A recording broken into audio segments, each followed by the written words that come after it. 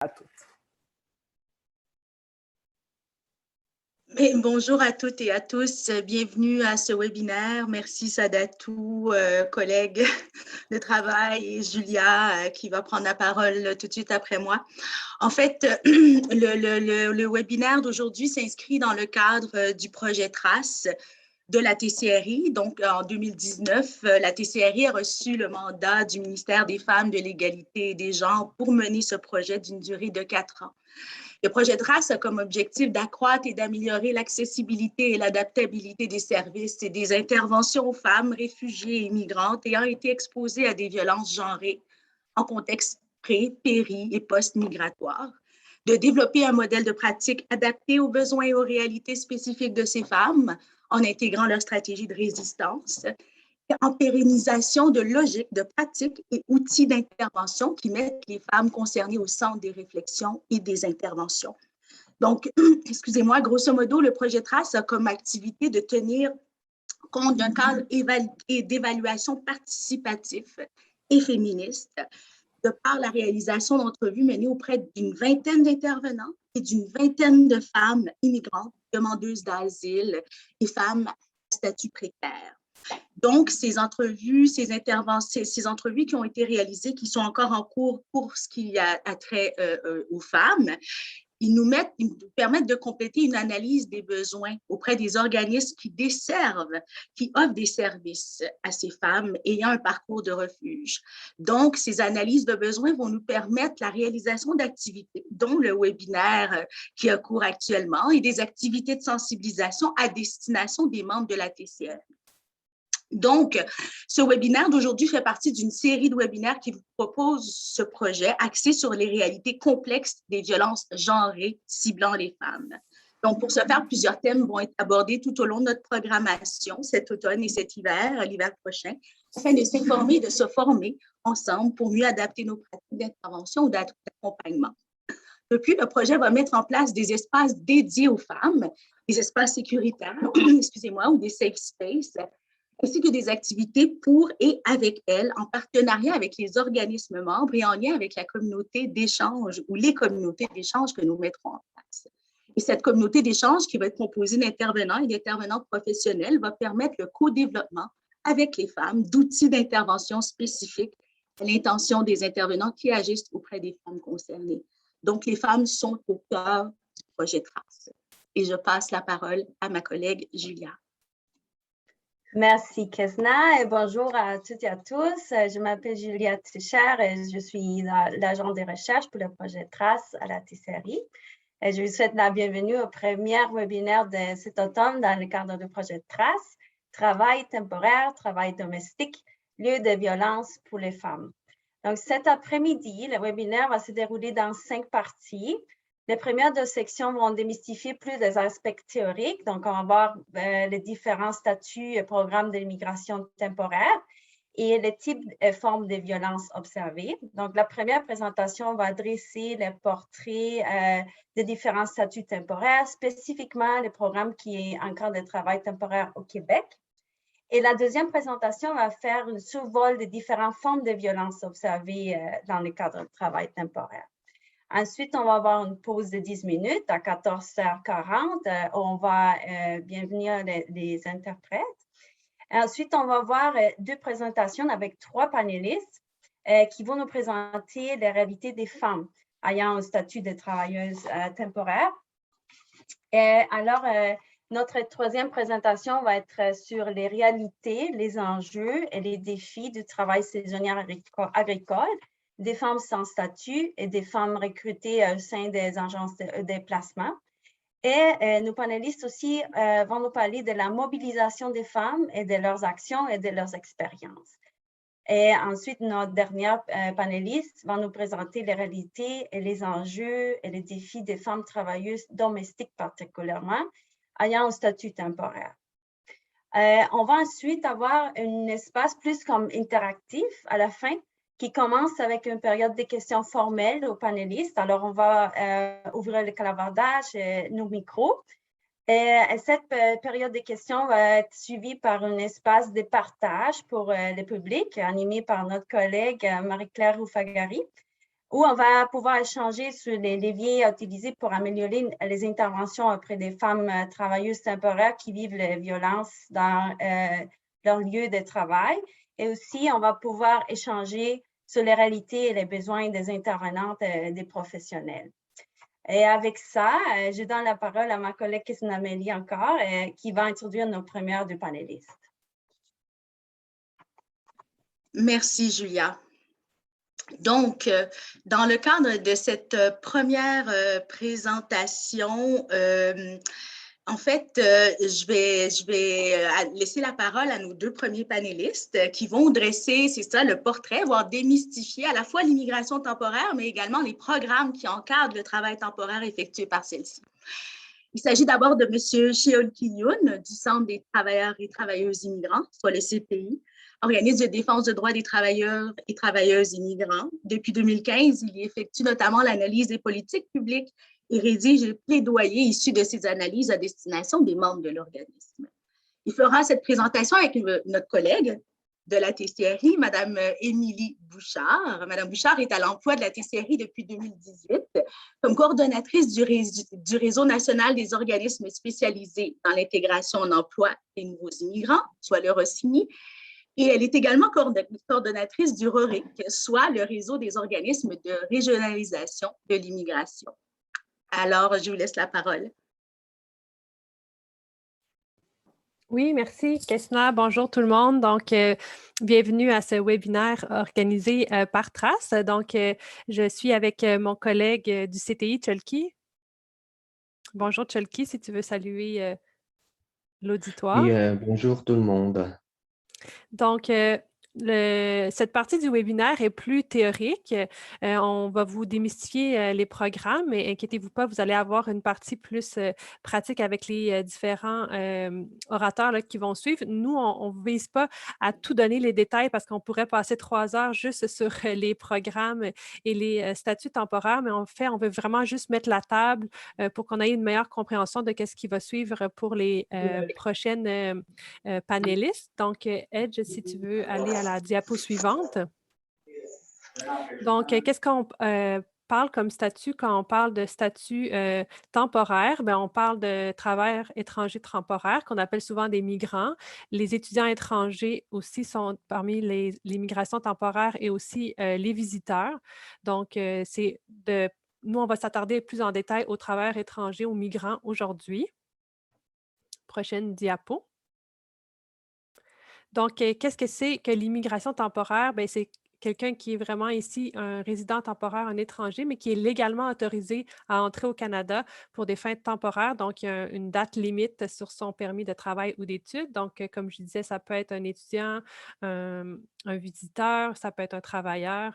Donc, et aussi, les demandeurs d'asile font partie dans la catégorie de l'immigration temporaire.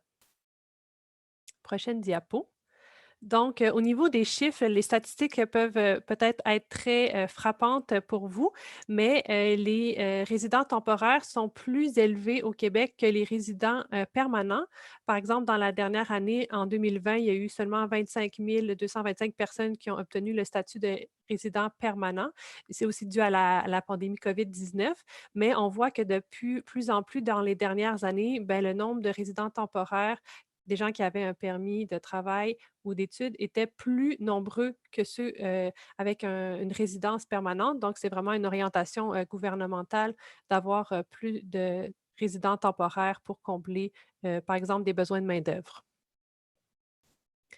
Donc, au niveau, là, grosso modo, qu'est-ce qu'on parle dans l'immigration temporaire au niveau des travailleurs étrangers? Ce qu'il faut savoir, c'est qu'il existe des programmes d'immigration temporaire. Cheol-Ki va vous les expliquer davantage tout à l'heure. Il y a des documents importants à obtenir au niveau du provincial, mais aussi du fédéral, comme c'est le Québec a certaines capacités au niveau de l'immigration, bien, vous allez voir quels sont les documents à obtenir. Et il y a aussi des types de permis de travail qui donnent le droit de travailler et avec certaines conditions aussi. Donc, tout ça mis ensemble fait en sorte que ce n'est pas tout le monde qui a accès aux mêmes services au niveau du Québec, au niveau de la RAMQ, par exemple. Et ça aussi, selon le programme, selon le permis de travail, ça va grandement influencer. Donc ça, il ne faut pas l'oublier, il faut le garder en tête parce que ça peut vraiment influencer, par exemple, les femmes dans leur accès aux services. Prochaine diapo. Donc, les documents importants à connaître quand on parle de travail temporaire, peut-être vous avez déjà entendu parler l'acronyme EIMT, qui est l'étude d'impact sur le marché du travail. Ça, c'est vraiment l'employeur québécois, l'employeur canadien, qui doit demander cette étude d'impact-là sur le marché du travail pour pouvoir faire venir des travailleurs étrangers temporaires et doit prouver que sur le sol canadien, il n'y a aucun citoyen canadien ou aucun résident permanent qui a pu combler le besoin de main-d'œuvre qu'il cherchait. Donc, il y a recours à l'EIMT et puis c'est l'employeur qui doit payer pour ce document-là et c'est au niveau du fédéral qui doit le demander. Donc, mais il n'y a pas de garantie d'obtention. C'est sûr que dans certains cas, certains employeurs sont dispensés de demander une EIMT, mais dans des cas particuliers. Mais dans la plupart des cas, il faut demander une EIMT. Donc, ce n'est pas tous les employeurs qui décident d'engager des travailleurs étrangers temporaires qui peuvent le faire. Il faut vraiment qu'ils produisent une étude d'impact sur le marché du travail et ça peut prendre plusieurs semaines avant de produire ça et c'est selon certaines conditions. Et ensuite, au niveau du Québec, ben, la personne doit avoir un certificat d'acceptation du Québec pour pouvoir venir travailler. Et ça, on demande ça directement au ministère de l'Immigration du Québec, le MIFI, et c'est dans certains cas qu'il faut le demander aussi. Donc, il y a beaucoup d'exceptions aussi au niveau du travail temporaire à quel document demander quand. Et ça peut devenir très complexe, mais aujourd'hui, c'est vraiment juste pour mettre la table. Si vous êtes intéressé à en apprendre plus, bien, par exemple, la TCRI donne un webinaire complet de 3 heures sur les travailleurs étrangers temporaires et tous les statuts migratoires temporaires. Donc, aujourd'hui, c'est vraiment juste un début pour vous familiariser si vous ne l'êtes pas déjà.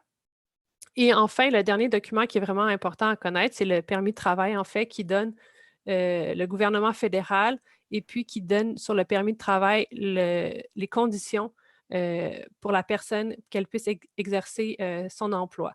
Donc, le nom de l'employeur, par exemple, si c'est un permis fermé, le type d'emploi qu'elle peut réaliser avec le Code national des professions. Donc, c'est vraiment ciblé sur le permis de travail. Il va y avoir plusieurs choses intéressantes et importantes qui sont indiquées sur ce permis de travail-là. Donc, prochaine diapo. Donc, il existe 2 types de permis de travail. Le permis de travail fermé, c'est assez contesté, ce type de permis de travail-là, parce que ça lie l'employé à un seul employeur. Donc, le nom de l'employeur est indiqué sur son permis de travail. Souvent, c'est l'employeur qui le fait venir de l'étranger. Et puis, ce qui est difficile, c'est que quand ça ne fonctionne pas avec l'employeur, c'est difficile de changer d'employeur, de trouver un nouveau permis de travail. Et aussi, ça donne accès à certains services, un permis de travail fermé, et pas dans tous les cas, mais des fois, on voit qu'avec certains travailleurs qui ont des permis de travail fermés, ça mène aussi à des abus parce que l'employeur peut avoir une mainmise sur ce travailleur-là et, bon, on l'a vu souvent des fois dans les nouvelles qu'il y a des dérapages avec des permis de travail fermés. Dans ce qu'un permis de travail ouvert, c'est ouvert, donc ce n'est pas lié à un employeur seulement. La personne, elle peut décider de quel employeur elle veut aller cogner à la porte. Et puis, c'est sûr que quand on a un permis de travail ouvert, il y a certaines restrictions là, qu'on ne peut pas travailler, mais c'est quand même assez souple. Et puis, on peut changer d'employeur plus facilement. C'est-à-dire qu'on peut démissionner, aller se trouver un autre employeur si notre permis de travail ouvert est toujours valide. Donc, c'est vraiment plus flexible. Mais aussi, le permis de travail ouvert va mener ou non à l'accès à certains services qui sont vraiment différents par rapport à un permis de travail fermé. Donc, c'est important de connaître ou le programme d'immigration, mais aussi le type de permis de travail que la personne, que le travailleur ou le travailleur a en sa possession pour pouvoir mieux, par exemple, l'orienter si vous êtes dans l'intervention. Prochaine diapo. Donc, je vais passer la parole à Chulky pour cette partie-là. Et merci, Émilie. Donc, cette figure montre la cartographie des différents programmes, principaux programmes pour les travailleurs étrangers temporaires, travailleurs migrants. Donc, d'abord, on peut distinguer 3 grandes catégories: programme des travailleurs étrangers temporaires, programme de mobilité internationale et d'autres programmes. D'abord, pour le programme de travail étranger temporaire, cela inclut ces 4 programmes, sous-programmes. Programme de travail étranger temporaire haut salaire, programme de travail étranger temporaire bas salaire, programme de travail étranger temporaire volet agricole et programme de travailleurs agricole saisonnier. Et dans le cas de bas salaire et haut salaire, le critère, ça c'est le salaire médian de la région, donc du Québec. Si ça c'est supérieur au salaire médian, ça c'est haut salaire, sinon bas salaire. Et dans le cas de programmes de mobilité internationale, surtout au cours des dizaines de dernières années, donc il y avait une croissance plus importante pour le nombre de participants dans ce programme de mobilité internationale.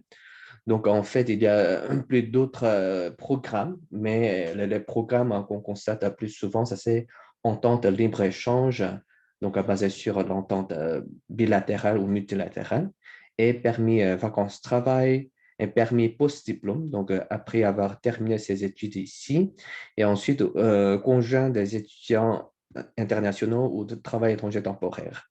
Et aussi, il y a d'autres programmes. Et pour d'autres personnes, on oublie souvent, même les demandeurs d'asile sont souvent travaillent avec un permis de travail ouvert et aussi des personnes qui attendent la résidence permanente après avoir fait la demande ici au Québec. Donc, ils peuvent accéder à un permis de travail. Donc, on peut distinguer comme si trois catégories. Et dans le diapo suivant, on peut voir, diapo suivant s'il vous plaît. Donc, on peut voir des programmes de travail étranger temporaire. Oui, donc comme je vous ai expliqué, il y a 4 programmes principaux. Et donc, en fait, l'objectif, ça c'est remédier aux pénuries temporaires de main-d'œuvre. Mais dans la réalité, beaucoup d'employeurs recourent au travail étranger temporaire de façon récurrente, donc année après année. Donc, malgré le principe, ça c'est une demande, une embauche temporaire. Ça, c'est la réalité. Et aussi, comme Émilie l'a expliqué, donc permis de travail nominatif, donc ça veut dire permis de travail fermé, ça donne vraiment beaucoup de pouvoir aux employeurs. Donc, parce que leur droit de résider ici au Québec et au Canada dépend de la volonté de l'employeur. Donc, ça conditionne la vulnérabilité des travailleurs et travailleuses. Et statistiquement, la majorité des travailleurs dans les programmes de travail étranger temporaire sont les hommes et aussi beaucoup de personnes qui ne parlent pas le français ni anglais. Et les principaux pays d'origine, ça c'est surtout Guatemala et Mexique. Et dans la diapo suivante, on peut voir pourquoi Guatemala et Mexique. Parce que dans ces 3 programmes, comme vous voyez, d'abord pour les pays qui sont admissibles dans ce programme, pour les programmes étrangers temporaires, il n'y a pas de restrictions. Volet agricole, il n'y a pas de restrictions, mais il y a des ententes spécifiques avec ces 3 pays qui facilitent l'embauche dans ce programme. C'est pourquoi il y a beaucoup de personnes d'origine guatémaltèque parmi les travailleurs étrangers temporaires. Et dans le cas de programmes de travail agricole saisonnier, donc c'est basé sur l'entente aussi. Et c'est pourquoi il y a beaucoup de personnes d'origine mexicaine comme un travail étranger temporaire. Et ensuite, avant la diapo suivante, donc je voulais vous dire pour la durée, donc normalement, ça c'est 12 heures, mais dans le cas de travail agricole saisonnier, c'est maximum 8 mois par année. Donc, ils doivent retourner dans les pays d'origine au bout de quelques mois.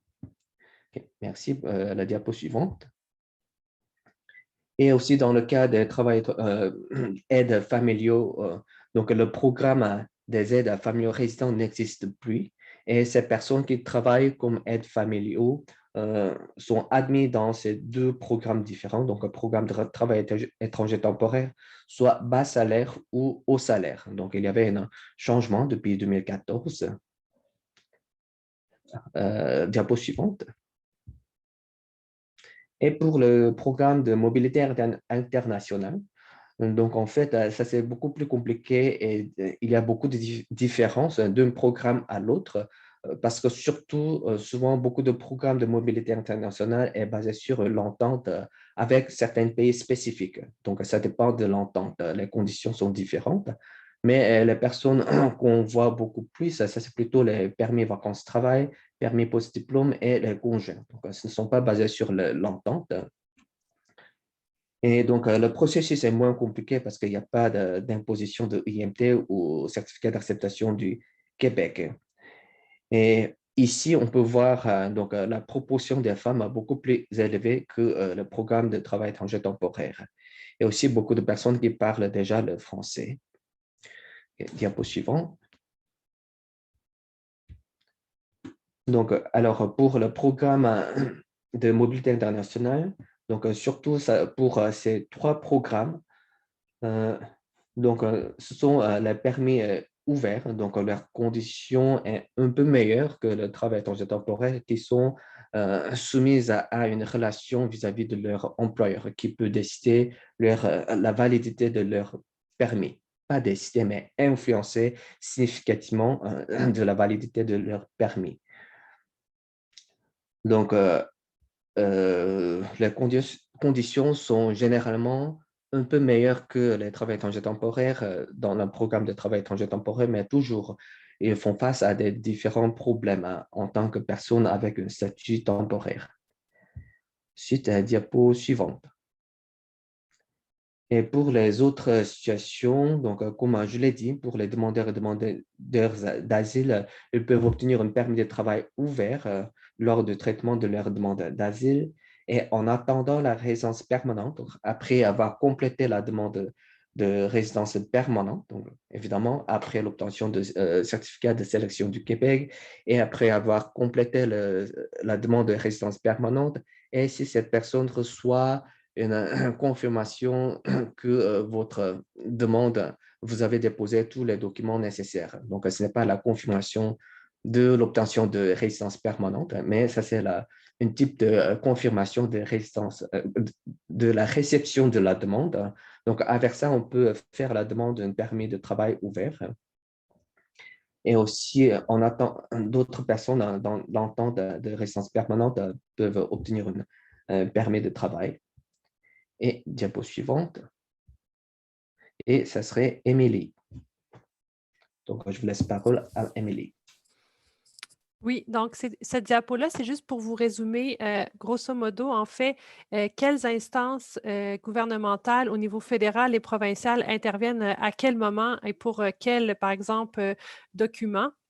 Et vous voyez qu'au niveau fédéral, ben, il y a 3 instances. Au niveau provincial aussi, il y en a plusieurs. Et c'est pour signifier que dans le cas des travailleurs étrangers temporaires, ça peut être complexe, comme en beaucoup de cas de figure en immigration, mais encore plus dans l'immigration temporaire. Et des fois, ça peut être un peu le chaos pour se retrouver et pour l'employeur et pour la personne elle-même, surtout s'il arrive des abus, parce qu'à qui l'employeur est imputable, à qui le travailleur ou la travailleuse doit se référer s'il arrive des choses dans son travail. C'est pas toujours évident. Et puis, c'est complexe. Si, par exemple, son permis de travail expire, à qui la personne doit se référer. Et donc, toutes ces instances-là démultiplient un peu les démarches et aussi quand il arrive, comme je disais, des choses, des fois des abus ou des problématiques, bien, à qui se référer, comment démêler tout ça. Et puis, donc, il faut savoir aussi que chaque instance traite de certaines portions particulières et après renvoie la balle à d'autres instances, par exemple provinciales. Et donc, c'est toujours, comme en immigration, un va-et-vient constant entre le fédéral et le provincial pour les travailleurs étrangers temporaires. Donc, ça devient assez complexe de démystifier tout ça. Et donc, le but, là, aujourd'hui, avec cette diapo-là, comme vous allez recevoir le PowerPoint, c'est d'avoir une image plus claire de qui fait quoi dans l'immigration temporaire. Et il y a beaucoup de joueurs. Et il y a des nouveaux joueurs comme les agences de placement, les agences de recrutement qui font en sorte aussi que ça peut influencer le parcours migratoire d'un travailleuse ou d'une travailleur temporaire et qui peut aussi précariser leur installation, leur insertion, si, par exemple, ça se passe mal. Donc, cette diapo-là, c'est vraiment juste pour faire un résumé là, de qui est impliqué dans l'immigration temporaire. Donc, je redonne la parole à Chulky. Oui, donc sans égard au statut d'immigration, donc Donc, il y a les obligations de compétences provinciales qui sont imposées aux employeurs qui recrutent des travailleurs étrangers temporaires. Tu auras là, comme la loi sur les normes du travail, loi sur la santé et sécurité du travail, loi sur les accidents de travail et les maladies professionnelles. Évidemment, la Charte québécoise des droits et libertés de la personne. Donc, toutes ces lois sont également appliquées au travail étranger temporaire. Mais dans la réalité, donc, il y a beaucoup de difficultés pour porter plainte et recourir au processus judiciaire, sinon administratif, pour protéger leurs propres droits. Mais en principe, l'application de ces lois sont égales. Et ce que les employeurs et les agences de placement ou de recrutement ne peuvent pas faire, donc conserver les documents personnels, faire payer des frais de recrutement au personnel. Donc, en ce qui concerne les frais de recrutement, seulement les frais gouvernementaux peuvent être imposés au travail étranger temporaire. Pour tout le reste, les frais de déplacement, les frais de recrutement, ça, c'est la responsabilité de l'employeur. Donc, ça, c'est important. Évidemment, une menace en mentionnant le statut d'immigration, qui arrive très souvent, donc comme en disant que je vais appeler à l'immigration. Donc en fait, ça c'est une pratique interdite. Et aussi contrôler les mouvements et les activités sociales, ça c'est aussi répandu mais interdit. Et le statut temporaire ne donne pas moins de droits en matière de plainte pour harcèlement psychologique et sexuel. Donc, en principe, dans la réalité, ça c'est difficile. Mais il faut le savoir, ça c'est leurs droits égaux. Et la diapo suivante. Et si en cas de violation des droits, donc il y a certaines façons de porter plainte auprès de la CNSST ou auprès de Service Canada, mais une des pistes importantes, ça c'est un permis de travail ouvert pour travailleurs vulnérables. Donc, ça c'est un permis très spécial qui sont offerts aux personnes qui sont les victimes de violences ou le risque de l'être. Donc, si on a vécu ici des travailleurs étrangers temporaires ou dans le programme de mobilité internationale, donc un travailleur migrant, ont vécu une violation de leurs droits et ainsi est victime de violence ou il y a un grand risque de l'être. Dans ce cas, on peut faire la demande auprès du gouvernement fédéral. Donc, il n'y a pas de frais et on peut obtenir, si la demande est reconnue et admise, donc on peut avoir un permis de travail ouvert qui peut donner une liberté de changer d'employeur. Parce que dans le cas de permis fermé, donc on ne peut pas changer d'employeur avant d'obtenir une autre permis fermé. Mais avec ce permis ouvert, donc on peut changer de l'employeur. Mais ça, c'est très compliqué parce qu'il n'y a pas de mécanisme d'enquête proprement de gouvernement fédéral. Et ce qui est important, ça c'est d'abord faire toutes les plaintes possibles comme auprès de la CNSST, au Service Canada, aux commissions des droits de la personne et de la jeunesse et montrer que j'ai vécu des problèmes et j'ai fait des demandes, j'ai déposé des plaintes et ce sont mes preuves. Donc, il faut montrer les preuves comme ça. Donc, ça, c'est la charge de travailleur, ce qui est injuste, pour obtenir un statut comme un travailleur vulnérable et finalement un permis ouvert. Mais malheureusement, donc, ça, c'est un permis ouvert temporaire et pour le renouvellement de permis ouvert pour les travailleurs vulnérables, c'est très restreint, très difficile, et presque impossible à l'exception de certains cas. Et donc, c'est difficile de le faire en tant que travailleur. Donc, on vous recommande, on suggère de contacter les différentes organisations, surtout les deux organisations en plus d'expérience de faire cette demande. CRATMAC, Réseau d'aide aux travailleurs migrants agricoles du Québec et Centre travailleurs migrants. Donc, s'il y a un besoin de faire cette demande, je vous suggère de contacter une de ces deux organisations. Ici est la diapo suivante. Et ce serait Émilie. Oui, donc pour des femmes ou des hommes qui accompagnent, par exemple, un travailleur étranger temporaire, souvent, elles sont liées à leur conjoint ou à leur conjointe et ils ont un permis de travail ouvert. Donc, par exemple, s'il y a une relation de violence conjugale et puis la personne décide qu'elle veut partir, ça serait peut-être difficile parce qu'elle est liée au statut de son conjoint ou de sa conjointe, mais c'est pour ça qu'il existe un permis de séjour temporaire pour les victimes de violences conjugales pour qu'elles ne restent pas dans des situations problématiques, des situations de violence et qu'elle quitte. Donc, on peut demander ce permis de séjour temporaire-là pour pouvoir rester, avoir le droit de rester au Canada. Et donc, ça donne le droit de faire une demande de résidence permanente. Et puis aussi, ça donne le droit d'avoir un permis de travail ouvert sans frais. Donc, ça, c'est très important à savoir parce qu'on s'entend que, comme vous l'avez vu, la plupart des travailleurs étrangers temporaires, c'est des hommes. Et souvent, ces hommes-là viennent avec leur conjointe. Et puis, il y a malheureusement des situations de violence conjugale qui surviennent. Et donc, ces femmes-là ne sont pas sans issue. Elles peuvent demander ce permis de séjour temporaire-là et travailler si elles demandent aussi le permis de travail qui est gratuit. Donc, ça, c'est vraiment aussi un peu complexe, comme dit El Chokri, comme l'autre permis à avoir, mais c'est possible. Et donc, c'est important de le connaître et d'être aussi accompagné pour pouvoir optimiser les chances d'avoir ce permis-là parce qu'il faut jamais il faut rester dans une situation de violence conjugale. Prochaine diapo. Donc, on vous a mis en référence, selon les statuts de personnes temporaires, donc qui va des travailleurs étrangers aux étudiants et même aux visiteurs, les accès aux services. Donc, vous voyez, ce n'est pas simple parce que selon le programme, c'est comme on dit au début, c'est important de connaître le programme d'immigration car ça va donner droit à certains services, accès à certains services. Et donc, là, c'est pour vous une fiche de référence. Et puis aussi, des fois, ce n'est pas parce qu'on a accès à un service qu'on va vraiment y avoir accès parce qu'il y a aussi d'autres embûches systémiques qui font en sorte que nous n'avons pas accès à ces services. Mais par exemple, les services de garde, ce n'est pas tous les statuts temporaires qui les ont. Donc, pour les femmes qui accompagnent des travailleurs étrangers temporaires, ça pourrait être un frein. Donc, je vous invite fortement à consulter cette diapo-là quand vous recevrez le PowerPoint pour pouvoir mieux comprendre les différents accès aux services selon le statut. Diapo suivante.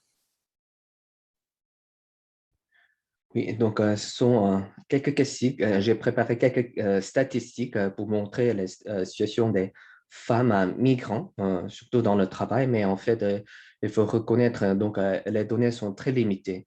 Donc, en ce qui concerne les travailleurs migrants temporaires, les données différentielles selon hommes-femmes, donc sont très limitées et c'est difficile d'avoir une compréhension globale basée sur les données statistiques. Ça, c'est une limite importante.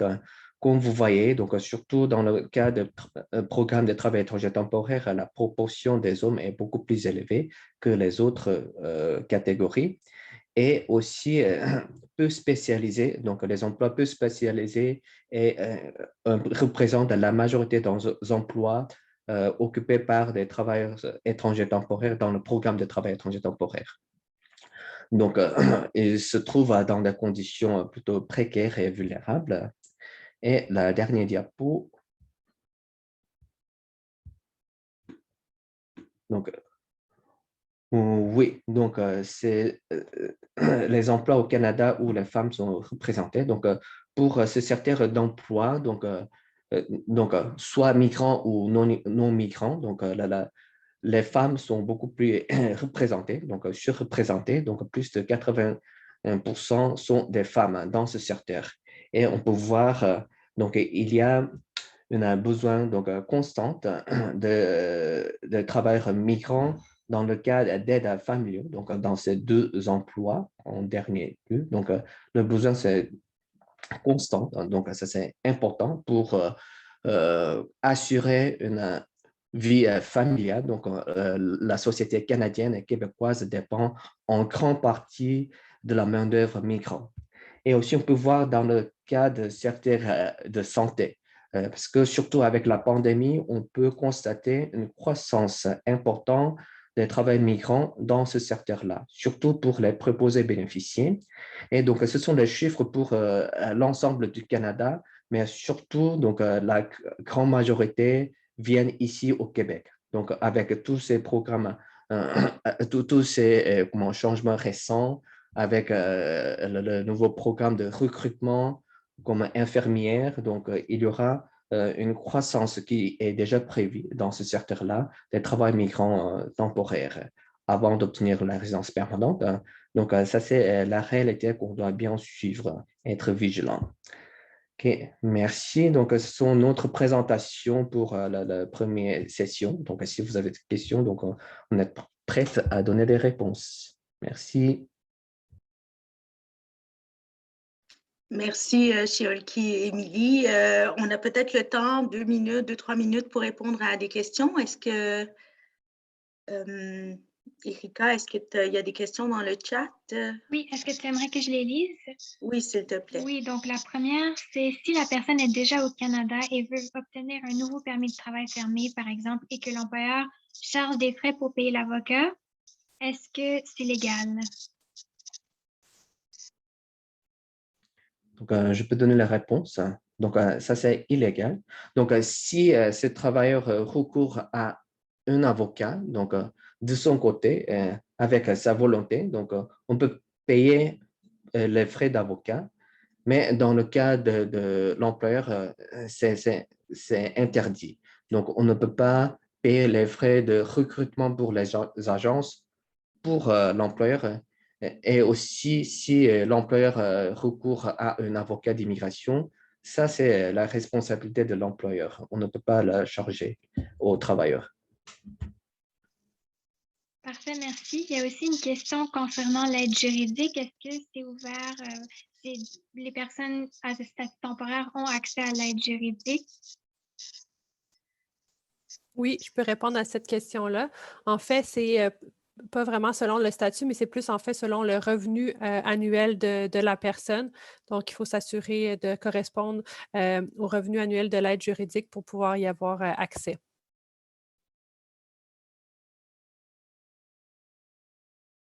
Parfait, merci. Donc, une dernière question. Est-ce que tous les travailleurs et toutes les travailleuses temporaires peuvent faire des demandes de résidence permanente? Chelky, tu veux répondre ou je réponds ou on se complète? Oui, donc je vais commencer. Donc, ça dépend des conditions parce que les programmes de l'immigration permanente, ça c'est aussi compliqué. Donc, surtout pour les personnes dans le programme de travail étranger temporaire, donc devenir une résidence permanente dans la catégorie d'immigration économique, parce qu'il existe d'autres catégories de l'immigration. Si on restreint notre discussion sur l'immigration économique, ça c'est possible, mais très difficile. Donc, parce que donc il y a deux grands programmes réguliers pour les travailleurs qualifiés et programme de l'expérience québécoise, mais surtout pour les personnes dans des emplois dits peu qualifiés ou non qualifiés. Donc, leur accès, c'est vraiment difficile. Et dans le cas de personnes dans le secteur agricole, surtout travailleurs agricoles saisonniers, l'accès à la résidence permanente, ça, c'est presque impossible. Peut-être, Émilie, tu peux ajouter quelques mots? Oui, mais je peux compléter, c'est que dans les faits, tout le monde pourrait accéder à la résidence permanente, mais des critères de sélection font en sorte que ça bloque beaucoup de personnes, justement, au niveau des compétences linguistiques, au niveau du temps passé au pays, au niveau du type d'emploi occupé. Donc, c'est sûr qu'on a vu certaines catégories d'immigration temporaires sont très vulnérables. Et donc, c'est souvent ces gens-là qui, malheureusement, n'ont pas accès à la résidence permanente, bien qu'ils le voudraient. Donc, j'ai terminé. Je repasse la parole à Kesna.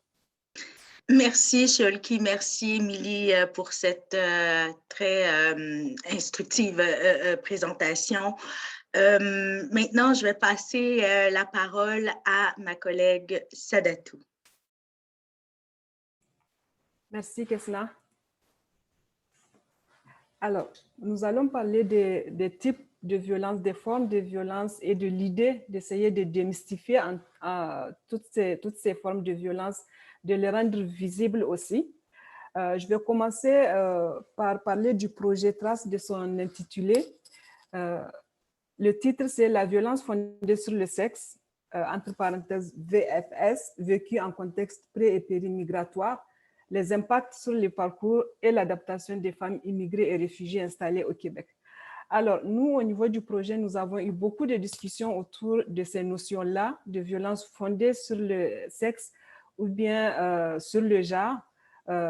Nous avons comme l'impression que comme s'il y a une relation mécanique de causalité entre genre et violence, ce qui n'est pas le cas.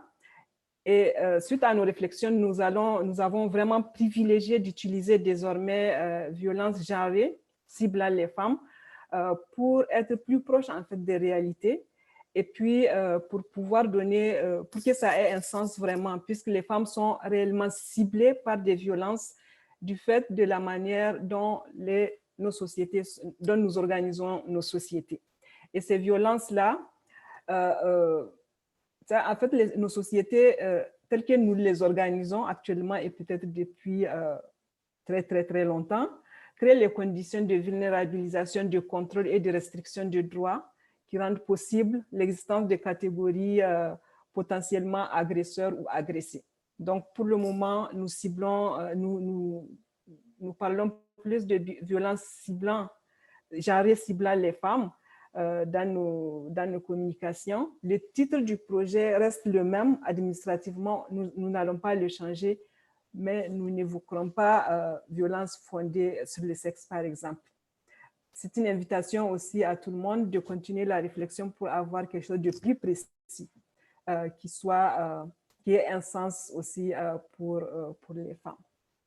Alors, je voudrais aussi évoquer l'intersectionnalité, un concept qui est très heureusement assez diffusé, mais avec certains enjeux aussi dans sa diffusion. Le concept a une histoire et il plonge ses racines en réalité dans l'histoire des femmes noires aux États-Unis, une histoire d'oppression et d'exploitation qui est encore d'actualité. Ces femmes-là ont développé une analyse critique de leurs expériences dans une visée de libération, en mettant en évidence le fait que les oppressions qu'elles subissent proviennent de l'imbrication des rapports de domination, sexe, race, classe, minimalement. Et donc, quand on lit les articles, même des articles plus anciens, on se rend compte que c'est quelque chose qui plonge ses racines assez loin. Ce n'est pas un concept qui date seulement de 2005, par exemple, avec l'article de Kimberlé Crenshaw. Mais le contexte a trouvé une diffusion beaucoup plus large. Et là, Sirma Bilgué, dans son article « Le blanchiment de l'intersectionnalité », nous rappelle qu'il a connu une diffusion à partir des années 2000 dans le cadre des activités autour de la 4e conférence sur les femmes des Nations Unies. Ce concept a trouvé un écho important au niveau des groupes du Sud, des groupes qui luttent pour la justice sociale au niveau du Sud, parce qu'il fait écho aussi à leurs propres analyses. Sans utiliser le concept intersectionnalité, quand même, elles font une analyse intersectionnelle. Le plus important, en fait, c'est 2 aspects. L'intersectionnalité, ce qui est important, c'est que c'est une analyse critique. C'est une analyse critique aussi avec une visée transformative de justice sociale. Les risques d'instrumentalisation ou de simplification auxquels nous devons faire attention dans nos activités au niveau des organisations communautaires, c'est vraiment de ne pas perdre de vue ces aspects-là, que c'est un outil qui nous permet en fait de mieux comprendre et d'analyser des réalités complexes en vue de les transformer, c'est-à-dire de pouvoir proposer des solutions adaptées à ces complexités-là. Dans le même ordre d'idées, il y a aussi le féminisme qui n'est pas très, très présent en réalité au niveau des organisations communautaires. Nous lançons aussi une invitation à ce niveau pour démystifier, dédiaboliser et se réapproprier les approches féministes. Cela veut dire prendre le temps de les connaître, ces approches-là, sortir du « je suis féministe, mais », sortir du « oui, je suis une femme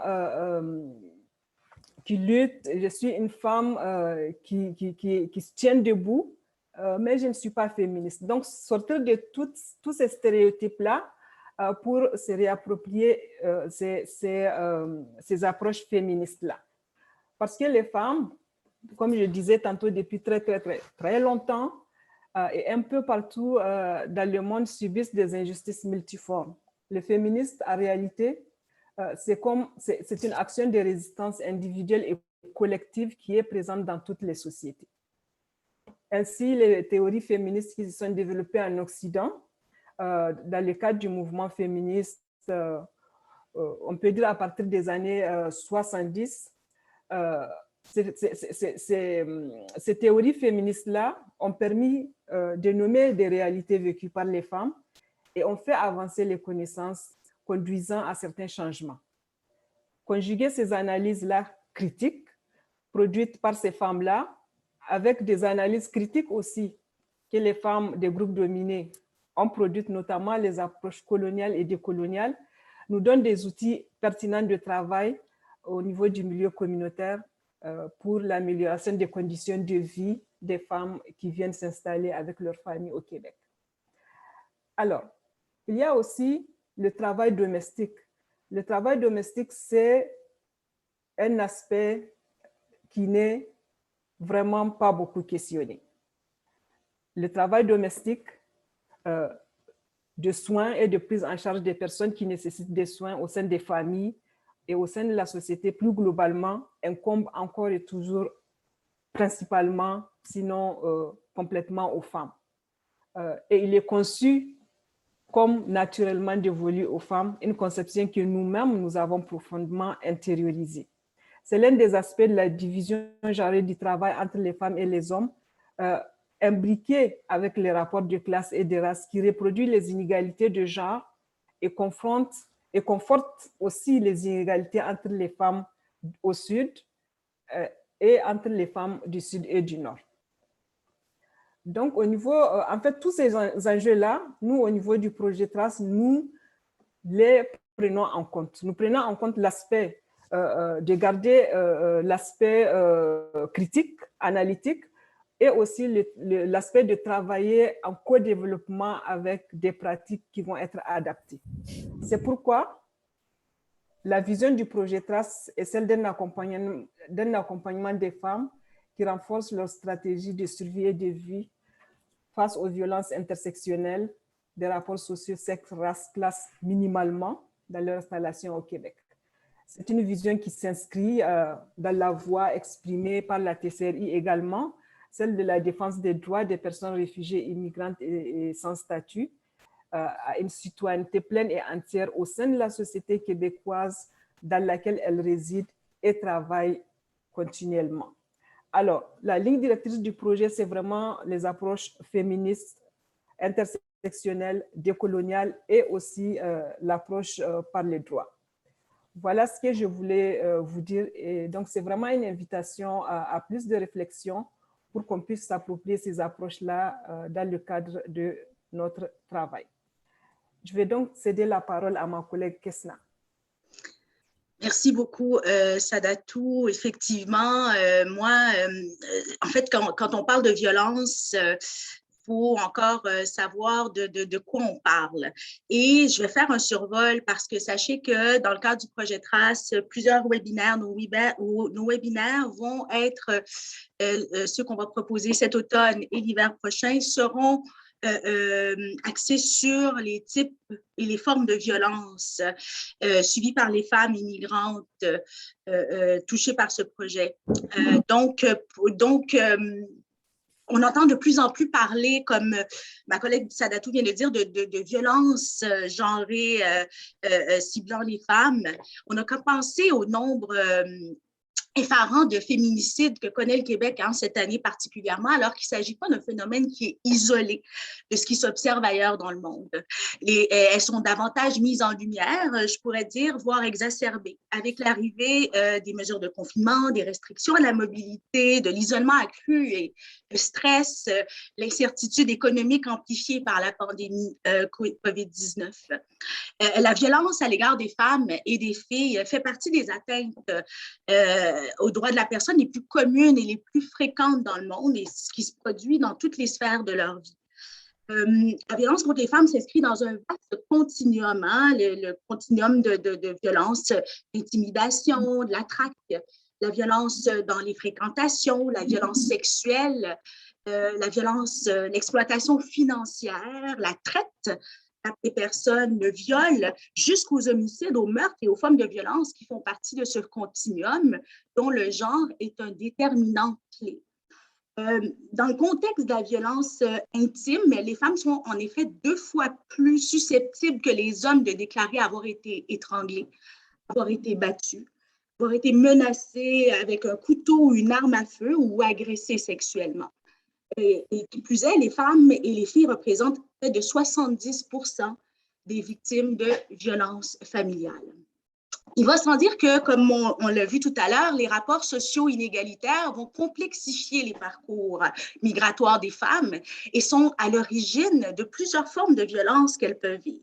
Donc, pour les comprendre, il faut donc se pencher sur les relations inégalitaires, discriminatoires et stéréotypées, notamment genrées, qui engendre la naturalisation, en fait, de la violence, dont comme collègue Sadatou, en mettant l'emphase sur le fait que cette naturalisation ainsi que l'assujettissement des femmes immigrantes peut se vivre, se produire et se perpétuer dans leur société d'origine, dans leurs expériences durant leur parcours migratoire et une fois arrivées ici aussi au Québec et au Canada et au Québec, en fait.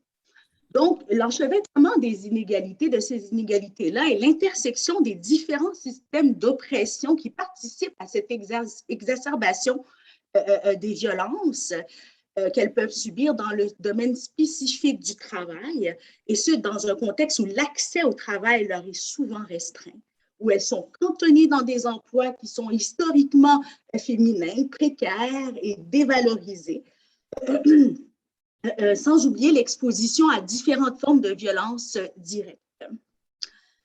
Quant aux formes de violence observées en milieu de travail, plus spécifiquement, il est à noter que les définitions peuvent varier grandement selon les disciplines, les secteurs et même les pays, en raison notamment des différences linguistiques et culturelles.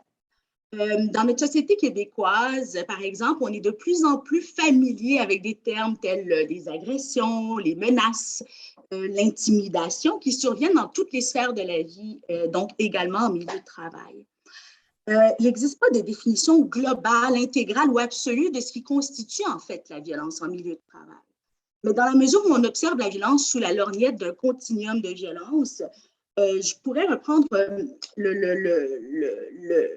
la définition du Bureau international du travail, qui fait partie de l'agence spécialisée des Nations unies nommée Organisation internationale du travail, ou l'OIT, qui définit la violence en milieu de travail comme une action ou un incident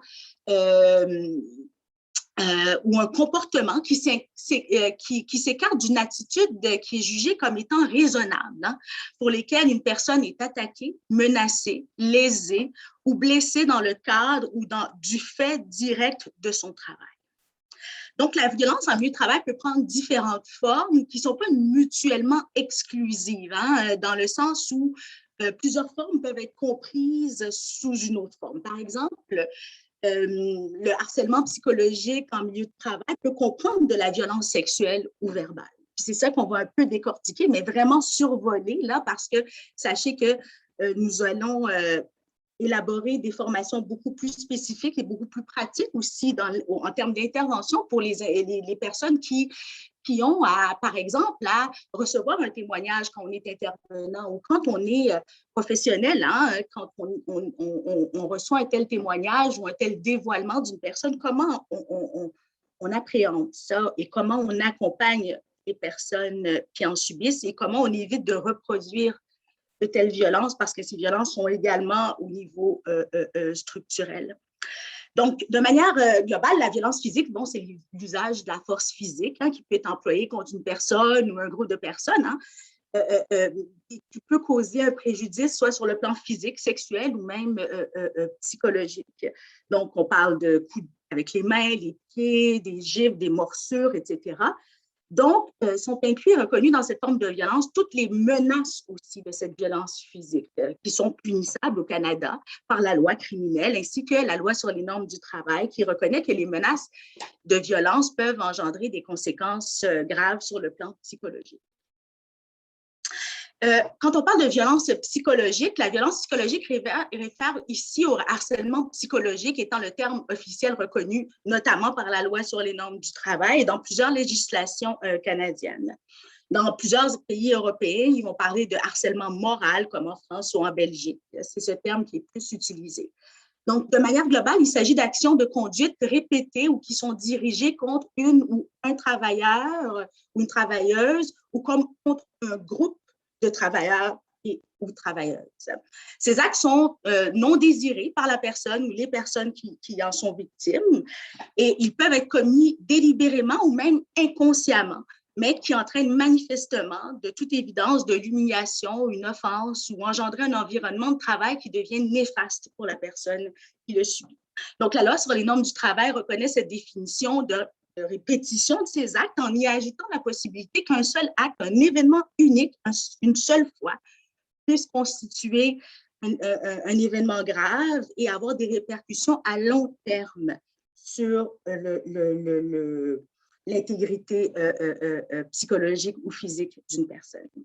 Donc, la violence verbale, c'est une des formes des violences les plus courantes en milieu de travail. Et la majorité des définitions de cette violence inclut les concepts de menaces, d'insultes et parfois de communication orale qui visent à humilier ou à dénigrer.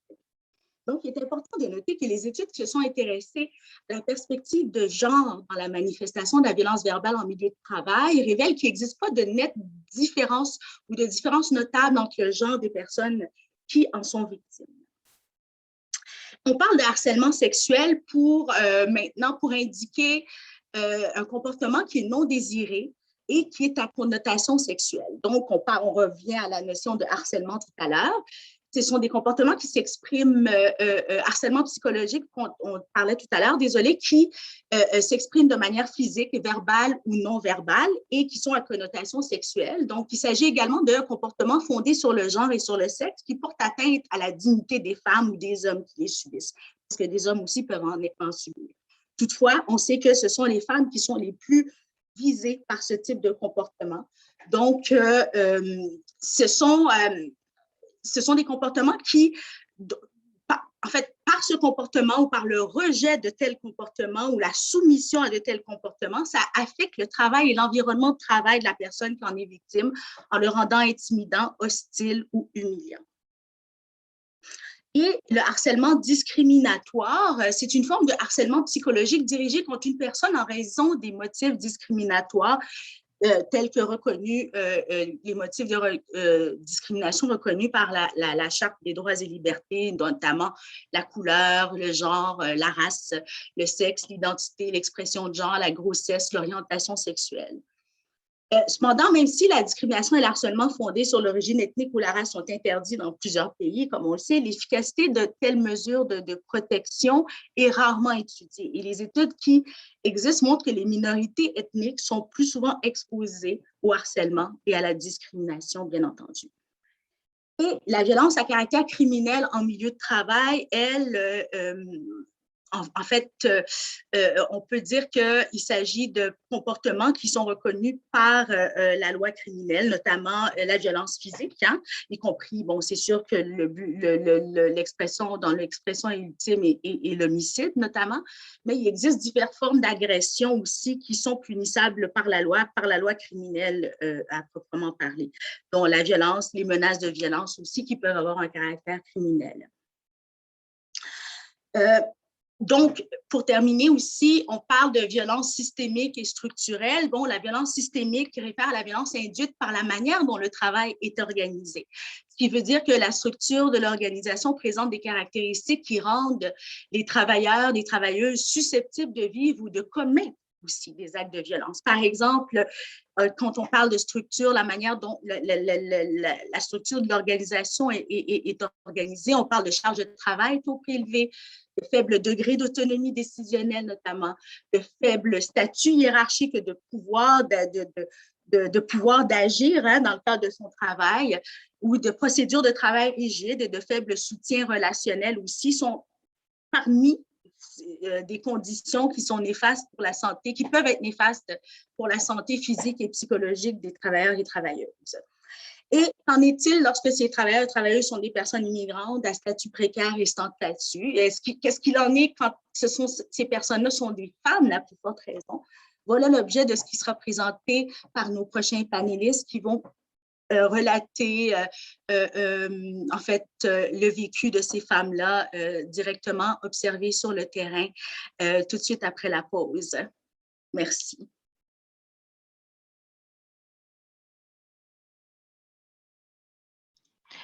Oui, merci beaucoup, Kesna. Nous avons une pause de 10 minutes. Nous reprendrons le webinaire à 14h50. Je continue de vous informer qu'il y aura bien entendu à ce moment-là la fonctionnalité interprétariat qui sera disponible. Donc, ne soyez pas surpris si la fonctionnalité s'active en ce moment. Merci beaucoup et bonne pause. La parole est à toi.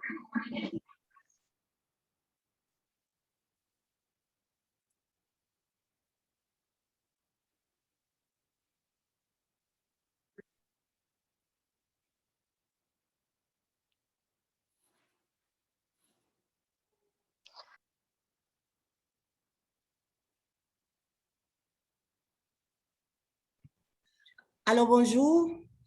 Merci. Bonjour à toutes et tous. Mon nom c'est Viviana. Je suis organisatrice communautaire au Centre de travailleurs et travailleuses immigrantes.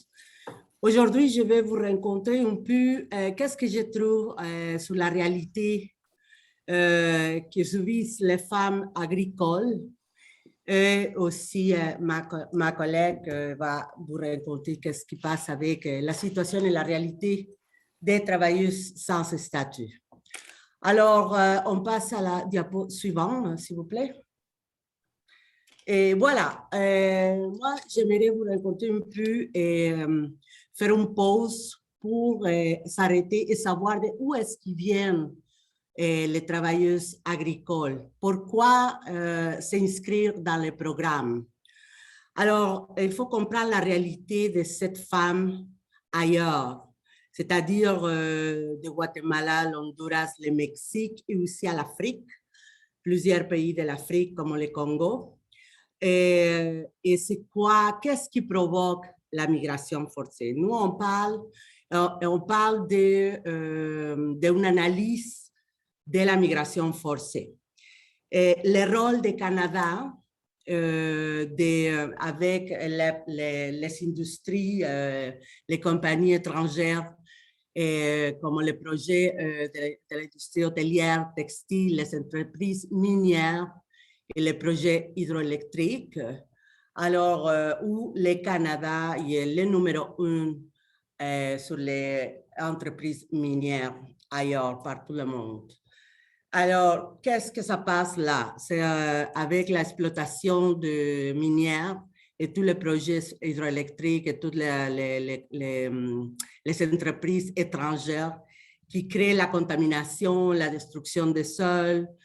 Bien sûr, avec tout ça, ça vient la manque de ressources naturelles. Ça provoque la pauvreté.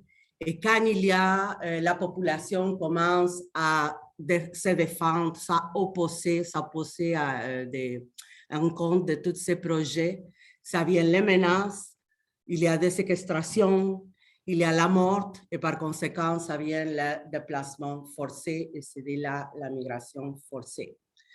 Diapo suivant.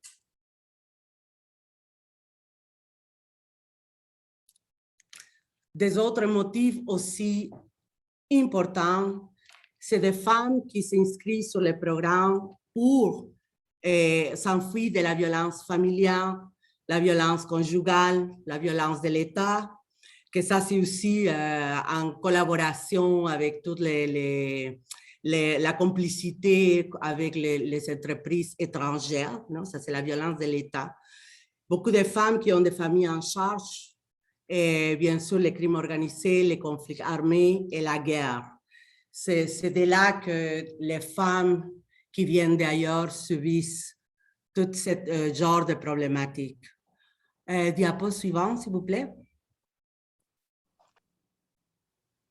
Doublement violenté. Pourquoi? Je vais arrêter un peu là pour le processus de recrutement. Excuse-moi. Pour les femmes, il y a un profilage spécial. C'est-à-dire que ils vont recruter des femmes qui prouvent qu'ils ont des enfants, qui prouvent qu'ils ont travaillé déjà la terre, qui prouvent qu'il y a certaines vulnérabilités dans sa vie qui peuvent garantir leur retour chez eux. Alors, qu'est-ce qui passe? Déjà, la vulnérabilité commence avec des grandes dettes, c'est-à-dire qu'il y a des femmes qui doivent demander d'argent emprunté pour s'inscrire sur le programme. Il y a des femmes qui doivent hypothéquer sa maison pour venir travailler ici. Alors, c'est-à-dire que la vulnérabilité se commence de son pays d'origine.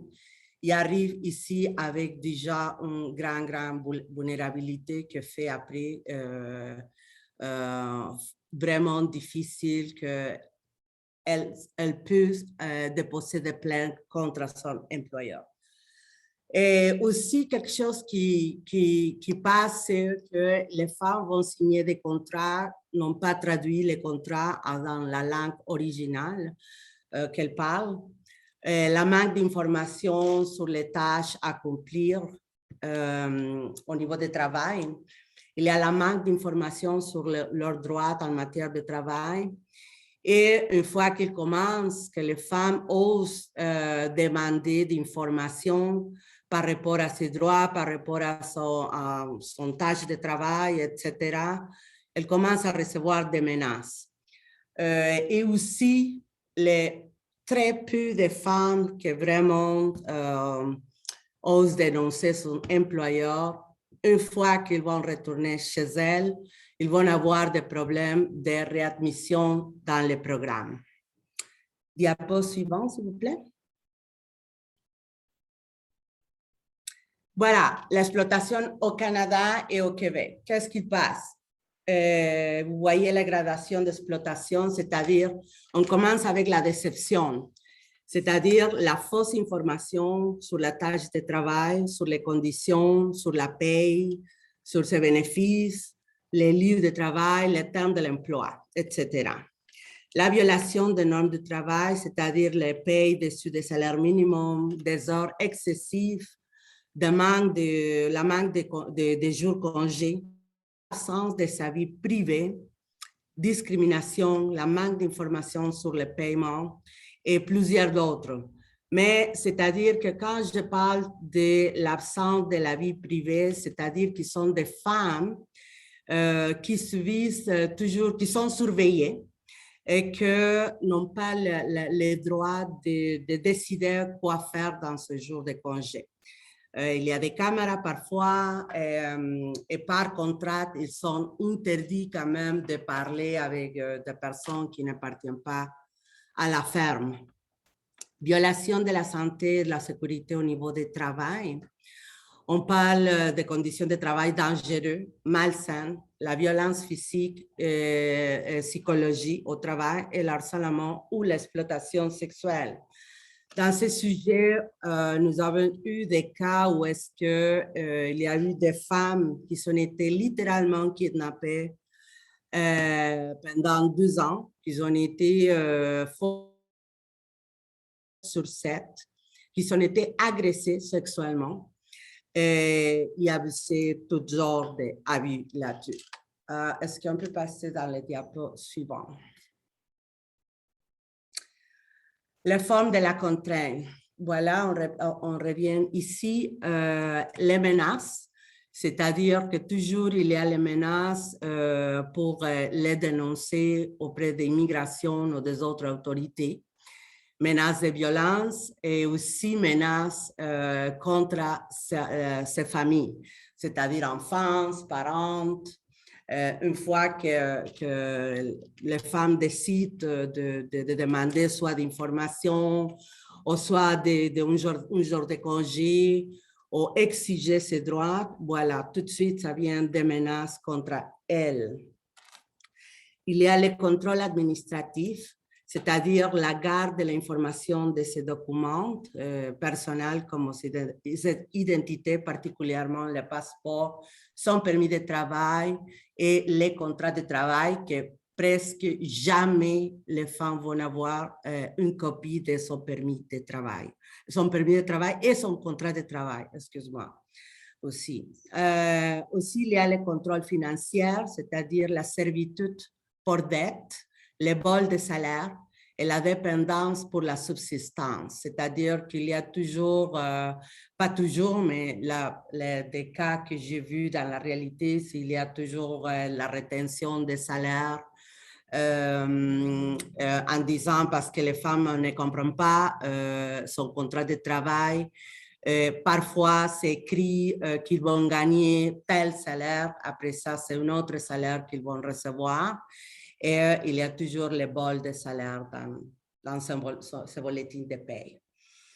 Et aussi, il y a le contrôle psychologique, c'est-à-dire la création d'une dépendance émotionnelle qui encourage des sentiments de honte et incapacité.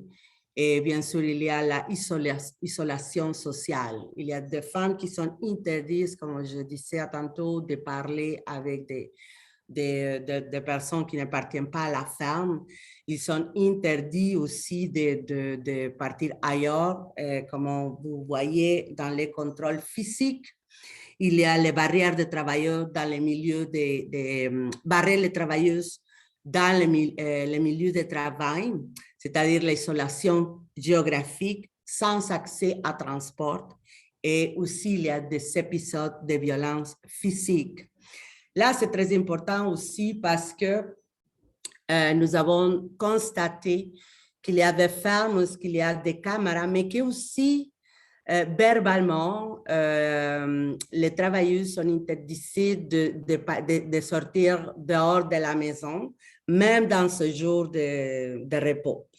Même dans ce jour de congé, c'est-à-dire les employeurs vont les amener pour magasiner et après ça, ils vont les retourner à la maison. Si il y a une femme qui décide partir ailleurs, aller parler avec des amis ou se promener dans la ville à côté, ils ne vont jamais pouvoir le faire parce qu'ils vont trouver beaucoup de problèmes quand ils vont retourner au travail. Et parfois, ils ont aussi interdit de rentrer quand même dans la maison juste parce qu'ils ont parti ailleurs dans ces jours de congé. Et il y a toujours aussi les risques liés à l'immigration, c'est-à-dire encore la déportation, et la perte du permis de travail et être bloqué du programme après. Ça passe aussi en collaboration avec les agences qui recrutent les travailleurs et travailleuses. Ce vont être eux qui vont bloquer que cette femme puisse retourner encore sur le programme. Alors, ça passe pour les recruteurs en collaboration avec les mêmes employeurs qui déjà les interdisent de faire plusieurs sujets aussi. Par exemple, il y a des mariages qui viennent pour travailler ici dans la même ferme. Les femmes sont interdites de visiter son mari qui est à côté de la ferme où est-ce qu'elle se trouve. c'est-à-dire que aussi l'interdiction d'avoir une vie au niveau intime, non, avec son épouse. Elles sont interdites de décider de visiter son mari ou ses enfants. Et il y a aussi la question de criminalisation que c'est relié à l'accusation liée à la cultivation ou le trafic de la drogue ou la fraude des documents. Ça, c'est aussi une question que parfois des travailleurs et des travailleuses se trouvent dans des camps, dans des serres où est-ce qu'il y a le cultif de drogue. Ils ne savent pas, ou il n'y a pas l'information, ils n'ont pas reçu l'information comme il fallait, et on a eu des cas où est-ce que les travailleurs ou les travailleuses ont été accusés pour le trafic de drogue.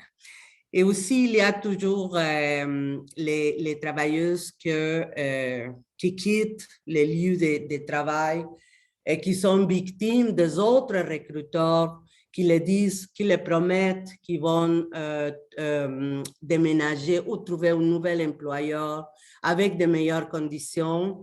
Et c'est tout des mensonges, mais finalement, c'est qui va être criminalisé et qui va avoir une interdiction de territoire. Ça va être la travailleuse ou les travailleurs pour avoir quitté son lieu de travail. C'est-à-dire que tout ce que mon collègue Cholki et Emily, mes autres collègues qui ont parlé sur la violence au niveau du travail, mais c'est exactement ce qui passe avec les travailleuses agricoles. Et c'est vraiment difficile qu'une femme travailleuse puisse avoir le courage de dénoncer pour toutes les raisons que je viens de nommer. Surtout parce qu'il y a une grande peur de ne pouvoir retourner sur les programmes. Ce sont des femmes soit qu'ils sont en train d'échapper de la violence conjugale, de la famille, soit des femmes qui sont beaucoup de problèmes avec leurs parents ou un membre de famille que c'est elles qui doivent payer les frais d'hospitalisation, ou soit des femmes qui ont été déplacées à cause des projets minières et qui ont subi des menaces déjà ailleurs. Alors, c'est ça, c'est vraiment difficile d'encourager les femmes. Et c'est aussi un tabou, on pourrait dire qu'ici au Québec, surtout ici au Québec, je trouve, parmi tout Canada, la situation des femmes agricoles, c'est un tabou. On entend très bien qu'est-ce qui passe avec la situation des hommes, que c'est épouvantable et que tout ce que je viens de rencontrer, c'est aussi un peu la même situation avec les hommes, mais par contre, on n'entend presque jamais parler de l'abus qu'il y a parmi les femmes agricoles. Et comme Cholki aussi l'a nommé, c'est un secteur qui ne va jamais pouvoir accéder à la résidence permanente. En théorie, oui, mais à la pratique, c'est impossible. Et ce programme, spécialement, on pourrait dire que c'est au bas de l'échelle de tous les programmes, précisément parce qu'il y a beaucoup de barrières systémiques qui empêchent le travailleur d'accéder à un résident permanent. Et en même temps, il y a beaucoup de barrières déjà pour soumettre des plaintes, pour encourager à soumettre des plaintes. Et même quand il y a des femmes qui ont déposé des plaintes, que c'est déjà une révolution, on dirait, en soi, de pouvoir porter plainte, ça sert un peu à rien, je dirais, parce que notre système de justice aussi est un peu complice de perpétuer le système comme tel.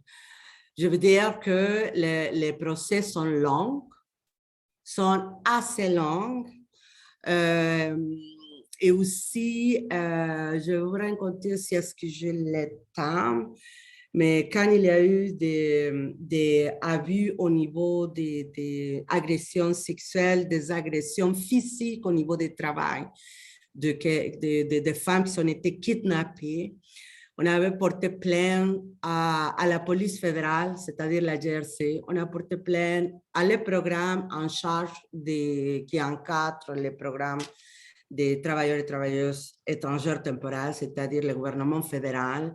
On a porté plainte à la Sûreté du Québec, à la police, on a porté plainte à la Commission des normes du travail, on a porté plainte partout.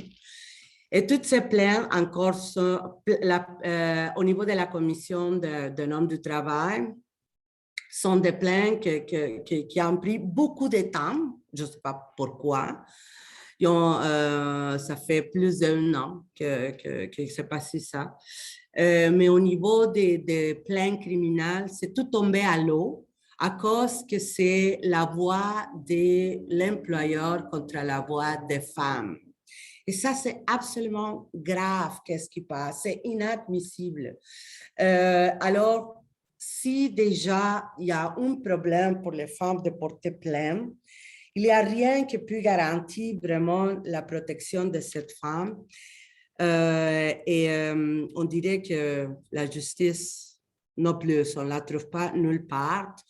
Même les femmes qui ont aussi dénoncé au niveau criminel, qui ont dénoncé ces employeurs, sont recruteurs, et sont des femmes que sa famille était menacée ailleurs. Et cette femme, ils ont dû changer ses enfants à plusieurs reprises dans le même pays, cacher ses enfants parce qu'ils ont été menacés. Et il y a le Canada ni le Québec dont aucune protection à cette femme qui ont aussi déposé plainte à tous les niveaux. Et comme je veux dire, la Commission des droits de la personne, les procès sont longs, très, très longs. Et la CNES aussi, on dirait que parfois, c'est très long avant de pouvoir avoir la justice. C'est ça, on peut, je sais que mon temps s'est passé déjà. Je vais profiter pour donner la parole à ma collègue Loreto, qui va parler de la situation des femmes sans statut. Oui, merci beaucoup, Viviana. Avant tout, je vais quand même annoncer que nous avons une fonctionnalité de traduction simultanée qui a été activée parce que Loreto va parler en anglais. Donc, pour les personnes qui sont intéressées, vous pouvez switcher de canal qui se trouve en fait juste devant la barre de Zoom. Switcher de canal afin d'entendre sa présentation en français. Donc, bonne présentation. À toi, Loreto.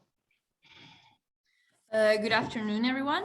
My name is Loreto. I'm part of the women group at TAP that was founded on 2019 due to the realization that in the group's form in the IWC, there was a problematic that wasn't being targeted, which was that the women in these meetings had cases of sexual and psychological abuse in common, and there was a need of a safe space for them to talk about this. Without furthermore, I would like to start by telling you who are the women without status. Women that don't have a status can be asylum seekers that have been rejected their asylum petition. They can be international students that have faced the problematic of very high tuition rates and haven't been able to pay them. Therefore, they have lost their student visas. They can also be temporary foreign workers that haven't respected their visa conditions due to exploitation. They can be people that came as tourists and people that have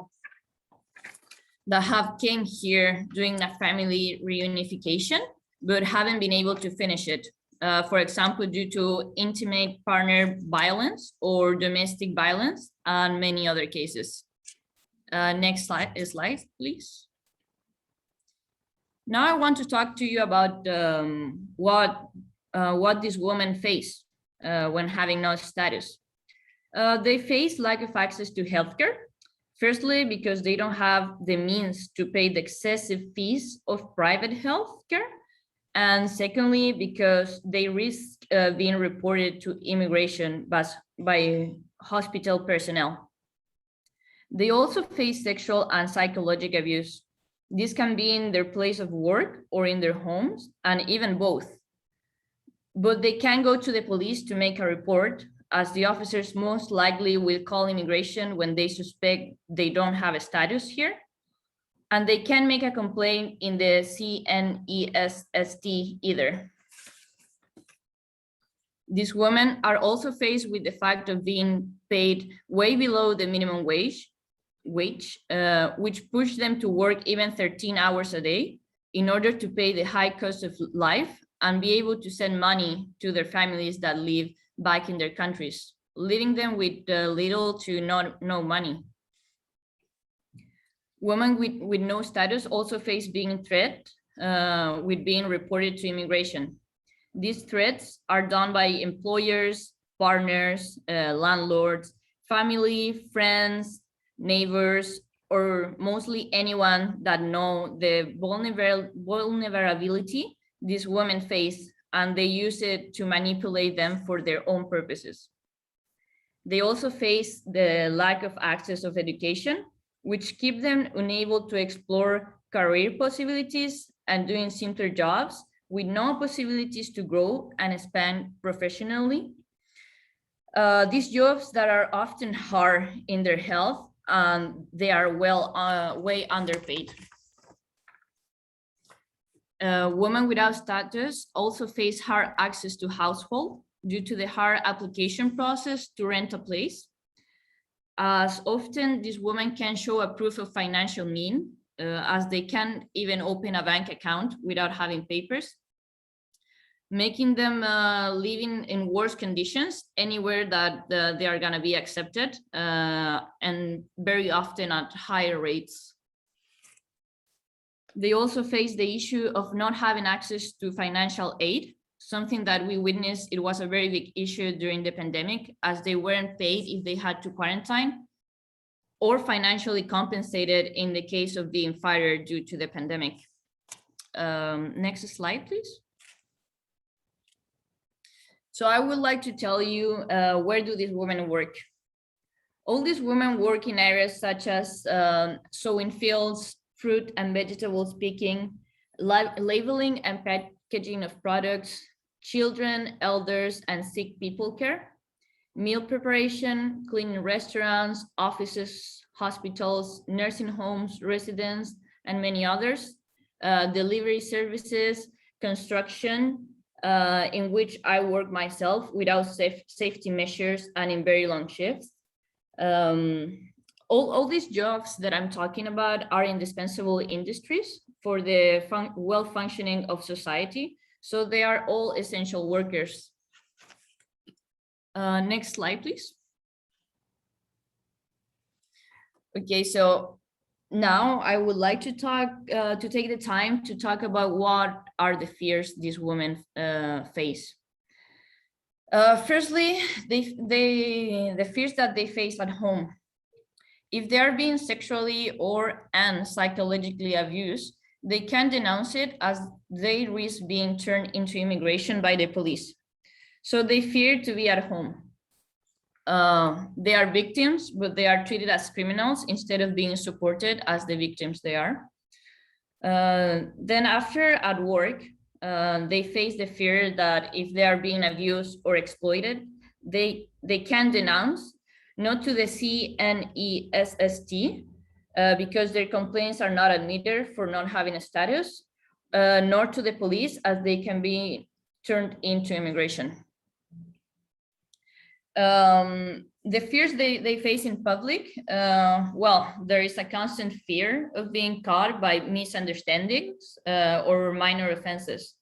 To give you an example, I love to ride my bike, but I'm constantly afraid to be stopped by the police for not something simple as not having the right reflectance on my bike, or constantly afraid of getting into an accident in which the police would have to be involved in. In healthcare, this one might sound shocking, but there's always the fear of going to the doctor, even when most of the times it's very hard to get access to healthcare due to the elevated prices of the private sector. But when there's that possibility, we face the fear that the doctors or nurses or personnel of the hospital will break the confidentiality agreement and will call immigration, which is something that happens and more often than we would like to. In here, we want to say other also, because there is a constant fear, no matter where we are or what we are doing. If we are doing groceries at the supermarket or we are going on vacation, the fear is always there. Even during the pandemic, we saw it when if your neighbor decided to call the police because, I don't know, you had guests over, or for example, with the curfew that was imposed, many people without status had to stay in their place of work until 5 a.m. So they couldn't, they weren't outside when the curfew took place because they would risk being caught by the police and then deported, you know, or reported to immigration. Now I want to take the time to talk about Lulu here in the picture.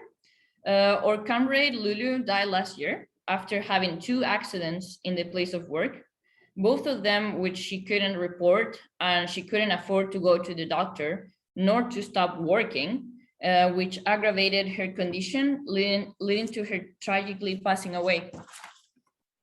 Lulu left behind a bill of $300,000 for a treatment that would have costed $1,400 a month. Well, for someone being paid under minimum wage, is impossible to pay. But if she had the RAMQ, it would have cost her $0, and most likely Lulu would be with us. So next slide, please. The previous one, this one, thank you. In here you can see pictures of a campaign that we started on 2019. That's called We Have Value, We Have Rights, and Together We Fight for a Cause, and consists of 5 postal cards addressed to different organizations. Next slide, please. The first one was directed to the Ministry of Labor, Employment and Social Solidarity.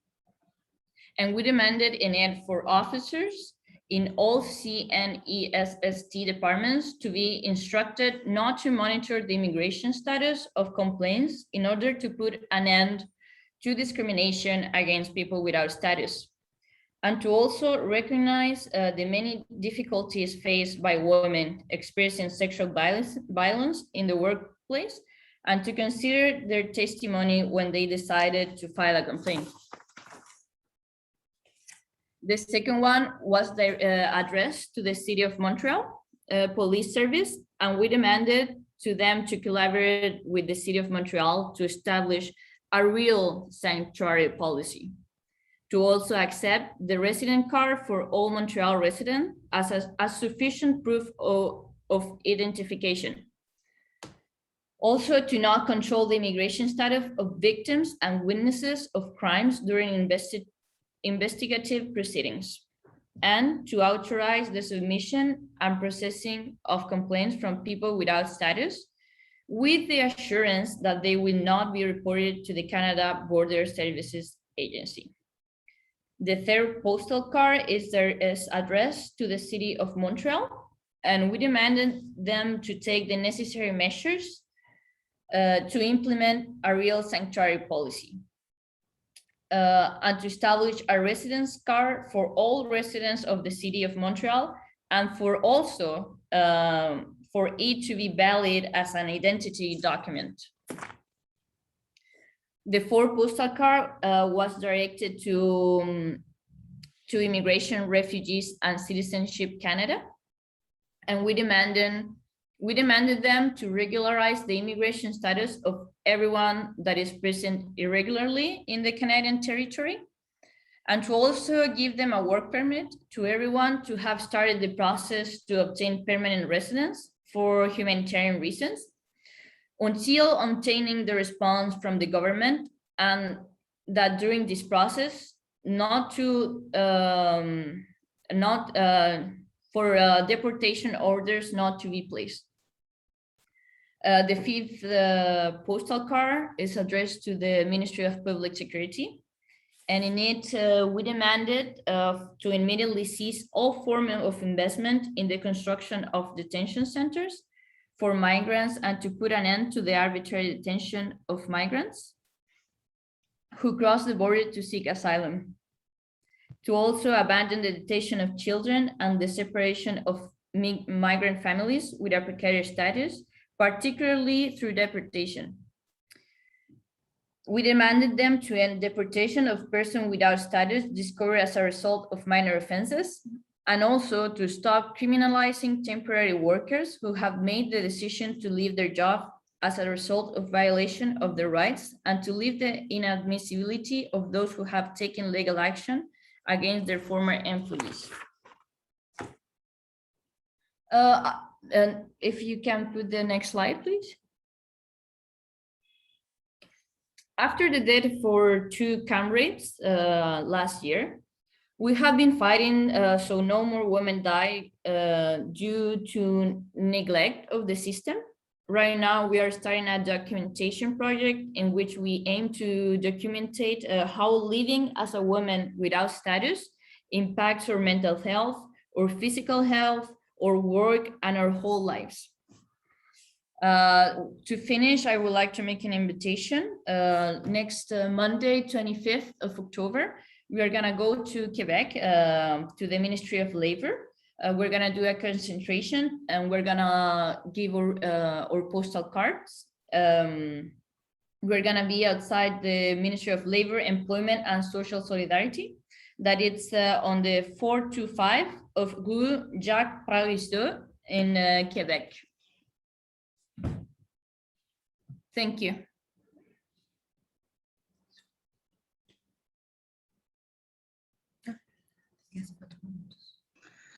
Merci, merci infiniment Viviana et Loreto, particulièrement Loreto pour ce témoignage poignant. Donc, vous êtes invité à, je pense que c'est sur votre site, n'est-ce pas, Viviana, où on peut avoir des informations, de plus amples informations. On peut aussi relayer cette information sur la manifestation du 25 octobre prochain, c'est bien ça? Oui, c'est dans notre site web. Parfait. Merci. Si vous avez le lien là, vous pouvez le mettre dans la section clavardage où on invitera. Okay. Parfait. Merci. Alors, donc maintenant, on va passer à notre dernière panéliste, et non la moindre. Donc, pour parler des réalités, des défis des femmes travailleuses domestiques ayant un statut temporaire, on va maintenant accueillir Madame Evelyne Mondonedo Kalugué. D'origine philippine, Madame Kalugué est arrivée au Québec il y a plus de 40 ans, si je ne me trompe pas. Je laisserai dire depuis combien de temps, pour travailler en tant qu'infirmière. Aujourd'hui, à la retraite, elle est membre de PINAI Québec, une organisation de femmes philippines qui défend les droits des travailleuses domestiques depuis 1991. Edge? Oui, je rappelle qu'il y a le service de traduction simultanée via Zoom pour ceux et celles qui désirent entendre la présentation d'Evelyne dans la langue française. Donc, n'hésitez pas à utiliser le petit bouton à côté de la barre réaction et de choisir le canal dédié. Donc, à vous.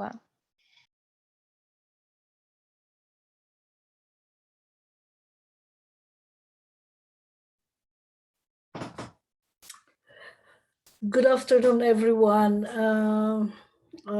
Thank you for inviting me to speak about what we do in PINAI and our experiences in advocating live-in caregivers and live-out caregivers. PINAI is an organization of Filipino migrants and immigrant women that was founded in 1991 in response to the need to empower Filipino women in Quebec, living in Quebec. Since its conception, PNAE has played a role in the fight for the rights and welfare of Filipino migrants and immigrants, especially Filipino domestic workers and their family living and working in Quebec. PNAE also works tirelessly to expose the dire condition of the Philippine society and the stalled development imposed on its people by imperialist globalization and the US military intervention in the country. PNAE believes that the condition that pushed millions of Filipinos seeking work abroad is linked to the injustices Filipinos faces in Canada.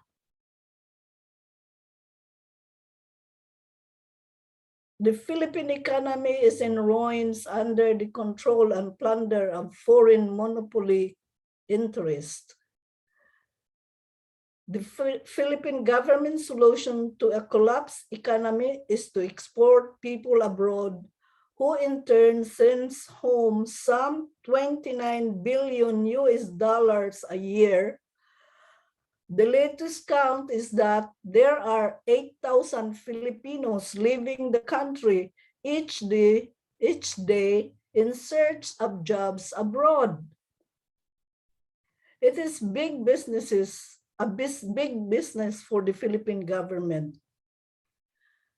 Unfortunately, but the recent pandemic slowed down the labor export supply. Many end up in Canada, and I was one of them. I came to Canada in the 70s when Canada's labor market needs were nurses. My professional training in the Philippines was recognized, but not anymore here who are coming in. Their bachelor's degree in nursing are not recognized even if they have 10 years experience as a nurse somewhere else. They come here, that's the only door they have to come in is through the live-in caregiver program or the caregiver program. There are approximately 500 Filipinos in Canada.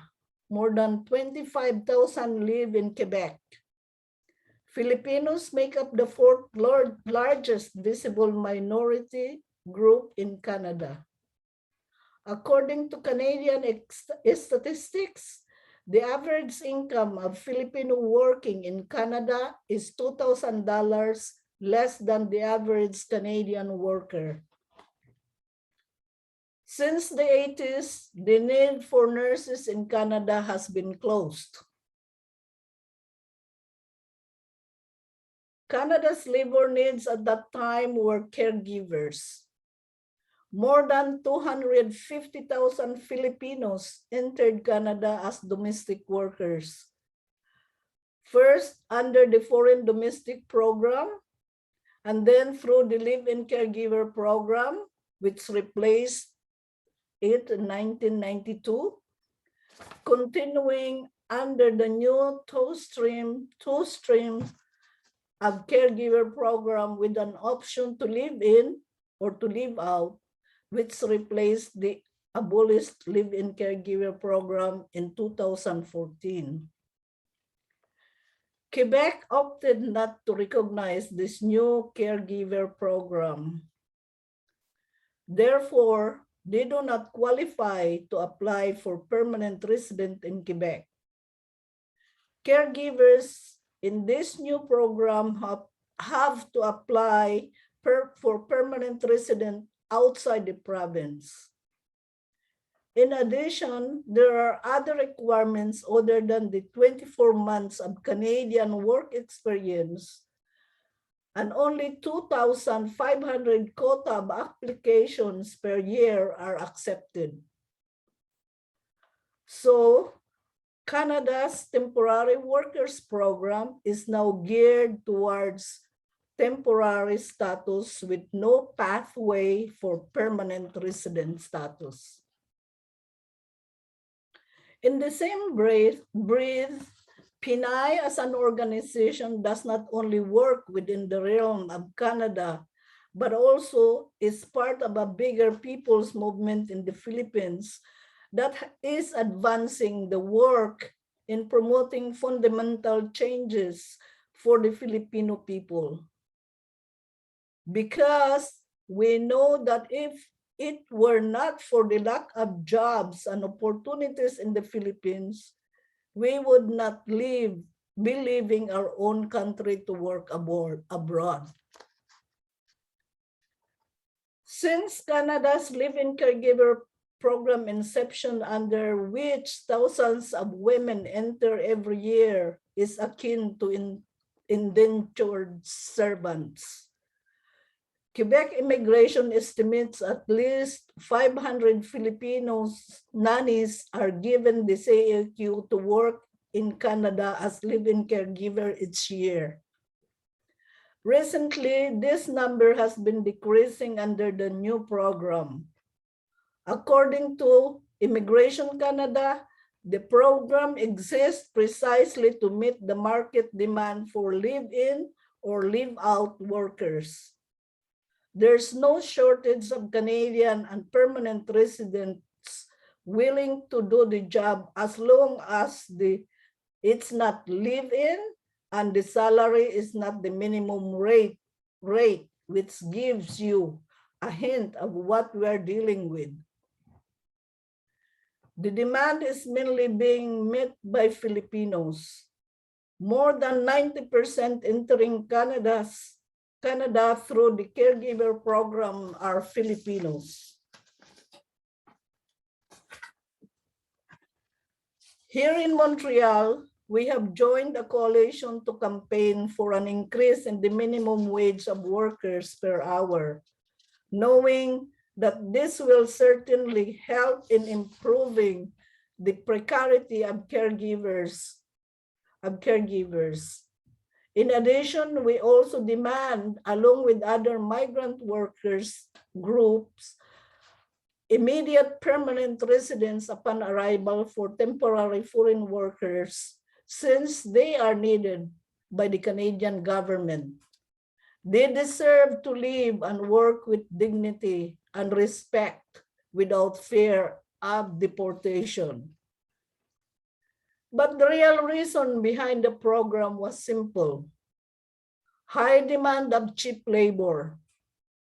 For many Canadian families, live-in caregivers became the answer to child care and elderly care, and the Canadian government systematized this process, leaving private family household to provide the needed care on an individual capacity basis rather than as a nationally and publicly provided necessary services such as publicly subsidized daycare, healthy budget for health care and long-term care. What most Canadians do not know yet understand is the scale of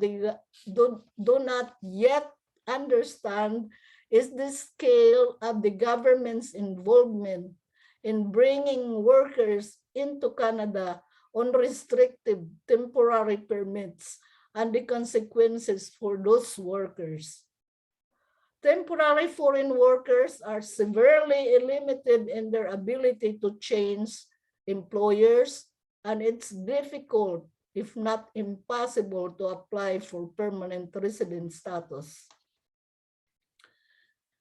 The catch is that the live-in caregiver workers have no choice but to live with their employers, which no other worker is required by law. This opens the door to widespread abuse, such as stretching the 40-hour work week by demanding that at the ready nanny to do more hours here, more chores there. This type of abuse was exacerbated by the lockdown due to the pandemic. They were locked in their employer's residence. Even on their days off, they were not allowed to go out for the period of their 2 days off. They felt compelled to do house chores on their days off because they were living and eating there. Extra hours and days work were not compensated. When they are allowed to go out, they just have to go for a walk and spend a couple of hours at the park. But their employers were free to go in and out of their house at any time. And when caregivers contracted COVID from their employers who were tested positive, they were immediately terminated without any support.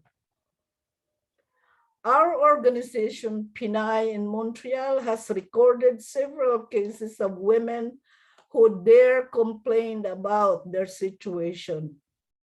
They report everything from long hours to verbal, physical, and sexual abuse. This is why we in PNAE call the live-in caregiver or caregiver program indentured slave. In the early years of the program, the women were not even paid minimum wage as they were not included in the regular labor standard as all workers in Quebec. We needed to fight for this minimum wage for these migrant workers and in solidarity with other individuals and groups, and it was won. They were included in the regular labor standard of a 40-hour work week, 8-hour days, and overtime pay if necessary. But just like many laws and policies, it wasn't always respected by employers. So again, women workers under the program needed to continue and still continue to have to fight for their basic rights that many Canadians may take for granted. And today, caregivers and domestic workers in general are not even covered by the workmen's compensation if an injury should arise within the workplace because domestic work is not considered work as it takes place in a private home. Government like Quebec are also opposing the demand that live-in caregivers be covered by CSST, workers' compensation for workplace accident and injuries, despite widespread support for the demand spearheaded by PNAE and other groups. They are pretexting the cost of implementing these measures in the current economic context. The CSST struggle is an important one, which shows the sexist and racist nature of the caregiver program. Caring for children and the elderly are not the only job specifications that the caregiver must do. There is also cleaning, laundry, gardening, pool maintenance, lifeguard, car wash, chauffeur, pets caring, and the occasional masseuse for the man of the house. Many of these women have professional skills and have a college degree of some sort. That is why it is no wonder to us that we hear of nannies who also provide professional nursing care, tutoring for the children, and computer engineers and accounting for some of the businesses that their employers may own. All of this for lower than minimum wage. The Philippine Investment the investment Philippine society had put in the development of such skills that could have benefited the people instead is shipped off, often not recognized in the host country. As women of color, we have been systematically delegated to low-skilled and low-paying jobs such as caregiver, rather than allowing for women of color from third world countries to use their skills and education from the start.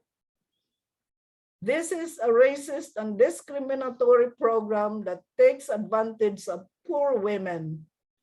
Canada used to import white domestic workers, and while many were treated harshly, they were at least given permanent resident status much more easily than women from developing countries today. The current system has been in place for approximately 35 years, and despite criticism from many women's groups, Ottawa has been reluctant to make significant changes for fear of not meeting market demand. But these vulnerable women need some safeguards. For starters, they shouldn't be forced to live in with their employers and should be able to switch jobs more easily. More importantly, if they don't provide a need in Canada, then they should be afforded the same rights as all workers here, like the right to decent wages, the right to organize, the right to safe and secure job, and the right to have their dignity intact. This racist and discriminatory policy only serves the purpose of dividing the workers, justifying the lowering of wages by keeping a cheap, docile reserve pool of cheap labor. Thank you.